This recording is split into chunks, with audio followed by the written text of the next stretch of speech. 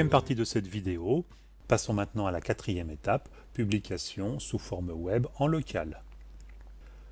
Je reviens au sein d'Opal et je vais rajouter ici, dans mon répertoire principal, un autre item qui va me permettre la publication. Clic droit, créer un item, et je vois qu'au niveau des supports, ici j'ai la possibilité de publier en support web, en support papier ou en support diaporama. Moi c'est le support web qui m'intéresse, un nom m'est proposé, je peux le garder, et je fais créer. Même remarque que tout à l'heure, une croix me signale une erreur ici. Effectivement, si je me reporte sur la zone édition, je vois qu'il manque quelque chose ici. Il suffit que je prenne mon module que j'ai complété précédemment pour le faire glisser sur le symbole du répertoire qui est là. Lorsque je relâche et que j'enregistre, l'erreur a disparu. Je vais pouvoir publier. Pour cela, je vois que j'ai un certain nombre d'onglets qui sont proposés sur le côté. L'un, c'est le mode édition que je viens de compléter. Et ici, je vois que j'ai le format web et éventuellement le format SCORM que l'on verra ultérieurement. Donc je m'intéresse maintenant au format web. Et j'ai la possibilité, cette fois, de publier sous deux formes, publication web Aurora ou publication web Cadra. Ça va changer simplement la charte graphique, donc ce n'est pas très important. Choisissons par exemple la forme web Quadra. Je génère et je vais venir télécharger le fichier qui a été généré. Je l'enregistre. Je l'enregistre sur mon disque dur, je choisis le répertoire et je valide l'enregistrement. Regardons maintenant ce qui a été généré et téléchargé sur mon disque dur. Pour ça, j'ouvre l'explorateur de mon ordinateur et je vois que le fichier que je viens de générer est ici. C'est un fichier compressé, .zip. Je vais donc le décompresser. Clic droit sur le fichier. Moi, j'utilise comme décompresseur cette zip et je fais extraire les fichiers. Il me propose un répertoire par défaut qui est le répertoire dans lequel je suis. Je valide. Et voici mon répertoire où se trouvent les fichiers décompressés. Je vais l'ouvrir et je vois que j'ai un certain nombre de répertoires plus un fichier index.html. En fait, cet ensemble de fichiers constitue un mini site internet et si je veux accéder à mon site internet, il me suffit de double-cliquer sur le fichier index.html. Je vois que mon navigateur s'ouvre. J'ai à nouveau le module que je viens de créer. Je vérifie bien que l'adresse à laquelle ce module fait référence, l'URL, se trouve bien sur mon disque dur. Et je peux naviguer dans le module, comme tout à l'heure. Et si je clique sur le lien internet qui se trouve ici, à nouveau, la page d'Agoravox va s'ouvrir.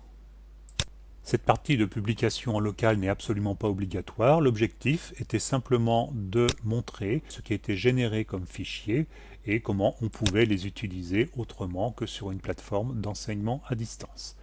Nous allons maintenant passer à la dernière étape qui consiste à publier sur une plateforme d'enseignement à distance. Pour cela, je vais me rendre sur mon navigateur.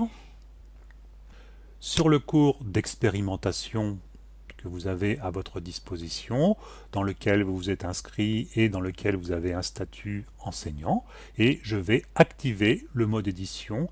Sans cette étape, je ne pourrais rien publier du tout. Donc activation du mode édition. Je passe l'introduction du cours pour arriver sur différentes sections qui sont à votre disposition. Donc vous choisissez la première section qui est disponible. Donc dans mon cas, c'est la section 1. Et vous allez cliquer sur Ajouter une activité ou une ressource. Si ce menu n'apparaît pas, c'est que vous n'avez pas activé le mode édition. La fenêtre qui s'ouvre me propose différentes activités ou ressources. Je vais choisir la ressource fichier.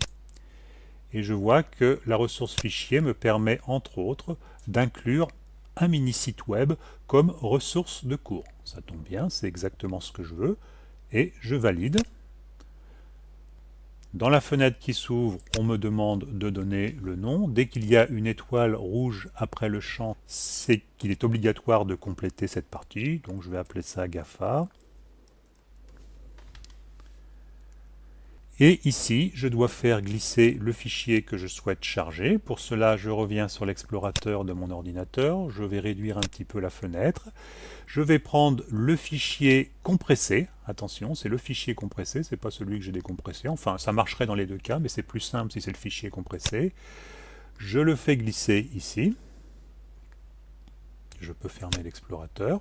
Et lorsque le chargement est terminé, je viens faire un clic droit sur le fichier compressé. Je demande de décompacter.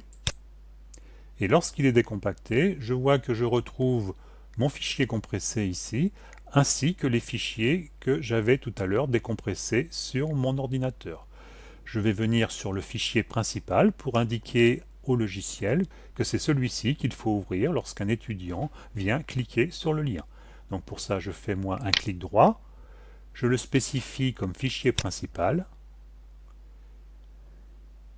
et je vais venir maintenant modifier un petit peu l'apparence pour que la fenêtre qui s'ouvre, je vérifie bien que ça s'ouvre dans une fenêtre surgissante.